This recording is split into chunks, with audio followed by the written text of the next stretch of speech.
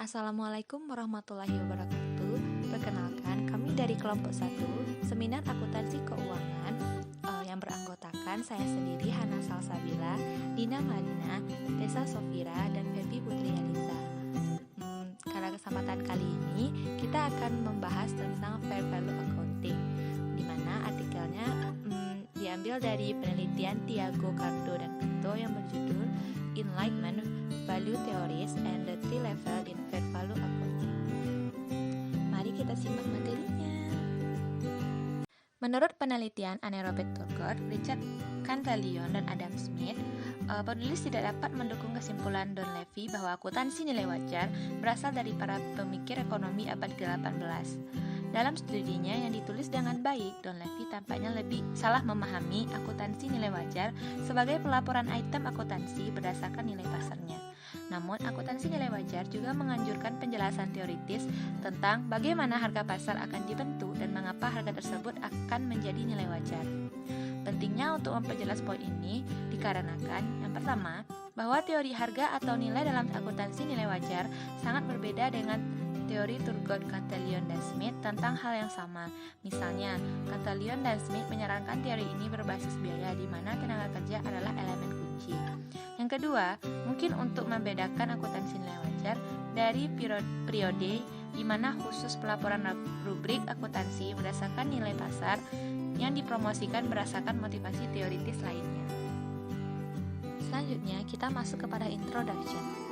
Perdebatan baru-baru ini mengenai relevansi ekonomi Irving Fisher 1867 sampai 1947 dengan akuntansi secara umum dan secara khususnya nilai wajar adalah bukti bahwa masalah yang dapat diperdebatkan dan belum terselesaikan mengenai asal mula ide dan praktik akuntansi masih tetap ada. Breyer 2013 dan Moch 1955 mengemukakan bahwa Fisher sangat signifikan untuk pemahaman sejarah akuntansi.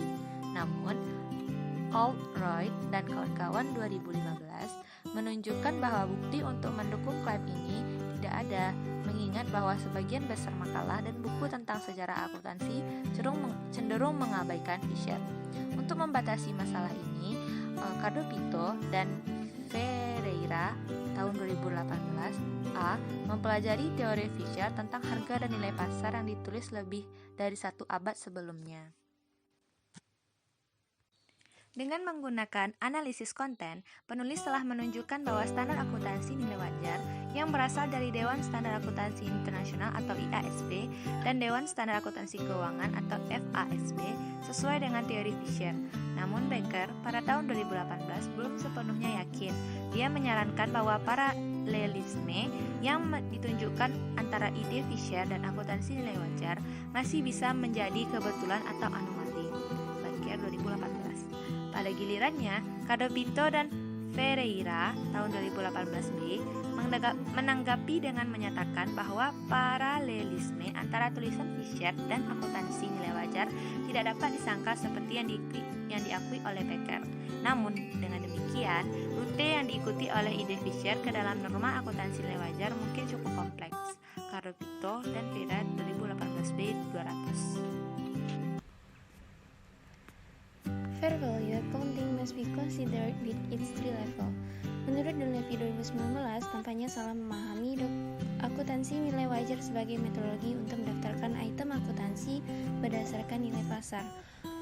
Don Levy tahun 2019 membatasi konsep akuntansi nilai wajar pada level pertama, yaitu harga pasar dari suatu barang to market. Namun, akuntansi nilai wajar memiliki dua level, yaitu harga pasar dari elemen pembanding. Dengan demikian, Cardo Pinto dan Ferreira tahun 2018A dan tahun 2018B dapat menyimpulkan bahwa pembuat standar akuntansi berasumsi bahwa model arus kas diskonto menjelaskan pembentukan harga pasar. Jadi, ketika barang-barang tersebut didaftarkan berdasarkan nilai pasar melalui akuntansi nilai wajar, barang-barang tersebut didaftarkan sesuai dengan anggapan bahwa pelaku pasar akan menetapkan harga dengan menghitung proyeksi arus kas masa depan yang didiskontokan dengan tingkat yang mewakili risiko dan ketidakpastian di antara faktor-faktor lainnya.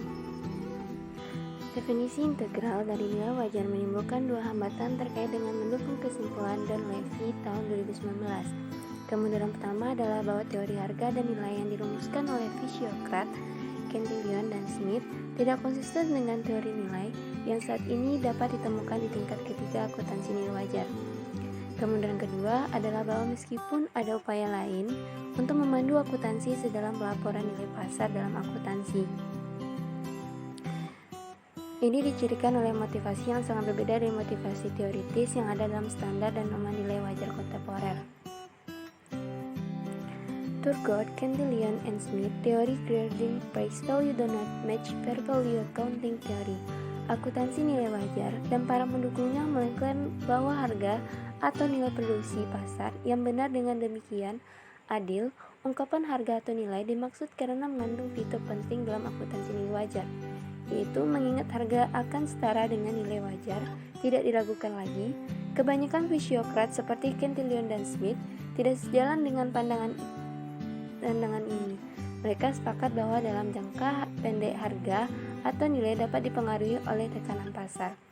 Turgot dapat dikatakan lebih dekat dengan teori nilai subjektif, di mana harga bergantung pada preferensi konsumen subjektif, utilitas, dan kelangkaan. Namun tidak ada bukti bahwa Turgot mengklaim bahwa harga pasar setara dengan ekspektasi rasional dari perkiraan arus kas yang didiskontokan.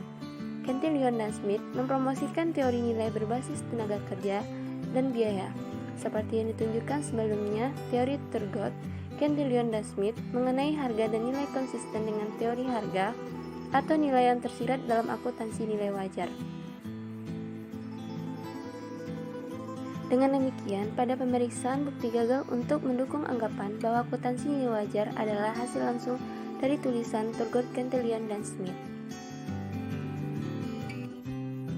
Selanjutnya, accounting based on market value that differs from fair value accounting, atau akuntansi berdasarkan nilai pasar yang berbeda dengan akuntansi nilai wajar. Yang pertama, kekurangan dalam penelitian dan Levy tahun 2019 adalah menganggap bahwa akuntansi berdasarkan nilai pasar selalu memiliki motivasi yang sama dengan akuntansi nilai wajar.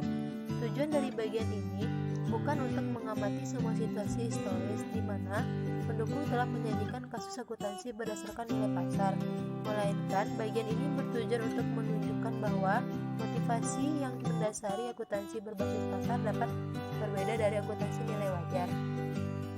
Yang kedua, perdebatan mengenai apakah mendaftarkan item akuntansi berdasarkan nilai pasar atau biaya historis bukanlah hal baru.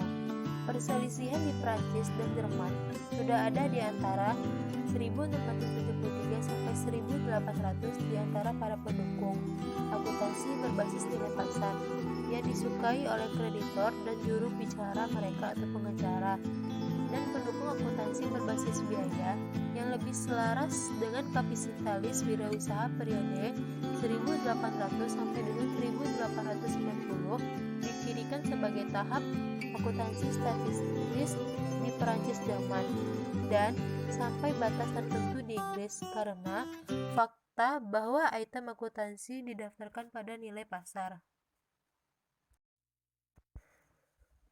Yang ketiga, untuk menerapkan tahap akuntansi statistis tidak perlu sependapat dengan akuntansi nilai wajar. Keyakinan tentang nilai pasar sudah benar dan memadai selama periode ini. Kreditor dan pengacara yang mewakili mereka memenangkan perdebatan mengenai praktik akuntansi mana yang harus diikuti. Mereka lebih banyak menyukai akuntansi berbasis pasar karena membatasi jumlah uang yang dapat dibayarkan sebagai dividen kepada pemilik atau pemegang saham.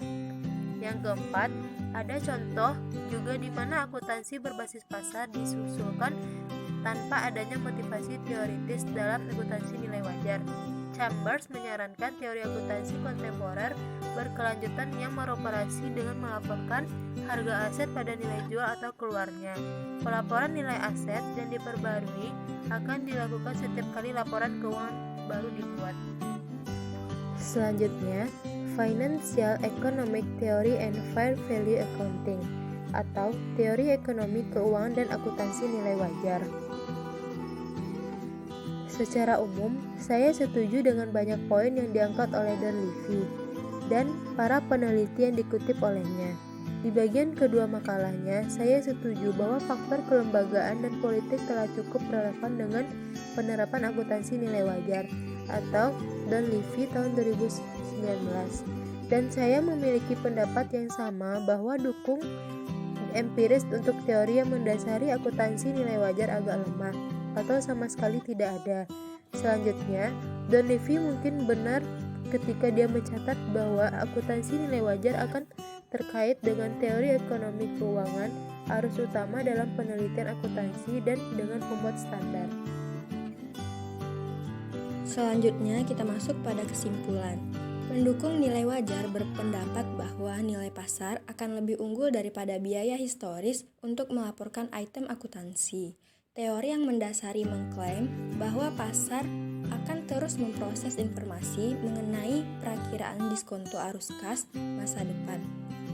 Jadi, harga atau nilai pasar akan benar artinya akan adil, namun Cantillon and Smith percaya bahwa sementara penawaran dan permintaan yang efektif dapat secara sementara mempengaruhi harga atau nilai pasar, dalam jangka panjang harga-harga ini akan cenderung mempertahankan nilai intrinsiknya yang didasarkan pada biaya produksi, di mana tenaga kerja adalah kunci elemen.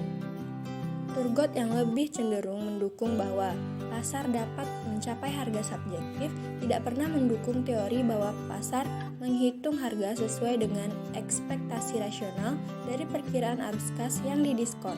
Bahkan, Turgot menyarankan agar konsep harga tidak dirancukan.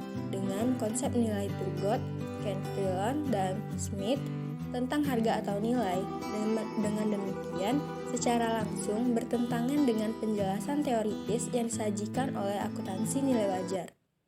Kasus dibuat untuk mencatat elemen akuntansi berdasarkan nilai pasarnya sambil menggunakan motivasi yang berbeda dengan motivasi pendukung nilai wajar. Argumennya adalah bahwa membuat laporan akuntansi pada nilai likuidasi akan memberi informasi yang lebih baik kepada kreditor dan memastikan pembayaran kredit mereka. Dengan cara ini, pemilik atau pemegang saham akan merasa lebih sulit untuk menggunakan pembayaran dividen sebagai sarana untuk mentransfer kekayaan dari organisasi diri ke mereka sendiri. Dalam pengertian ini, sistem yang didasarkan pada biaya historis kompatibel misalnya dengan mendaftarkan rubrik aset tertentu berdasarkan nilai pasar. Ketika nilai pasar lebih rendah dari nilai bersih biaya, kasus akuntansi berdasarkan nilai pasar dengan demikian dapat diajukan tanpa menunjukkan motivasi yang disajikan oleh banyak sarjana akuntansi kontemporer, regulator, dan pembuat standar. Akuntansi nilai wajar mengacu pada periode tertentu dalam sejarah akuntansi yang tidak boleh disamakan dengan pelaporan item akuntansi berdasarkan nilai pasarnya.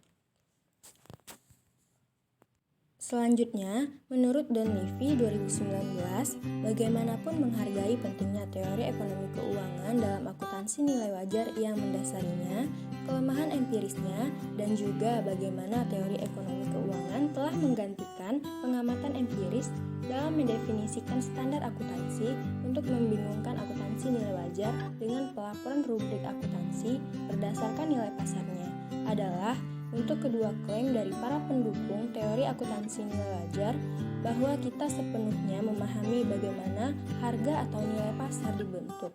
Dalam penelitian masa depan, sejarah pemikiran ekonomi dan akuntansi memang dapat membantu menjelaskan kepercayaan aneh ini dalam akuntansi dan ekonomi kontemporer. Baiklah, sekian penjelasan dari kelompok kami. Mohon maaf bila ada kata-kata yang salah. Sekian, terima kasih. Assalamualaikum warahmatullahi wabarakatuh.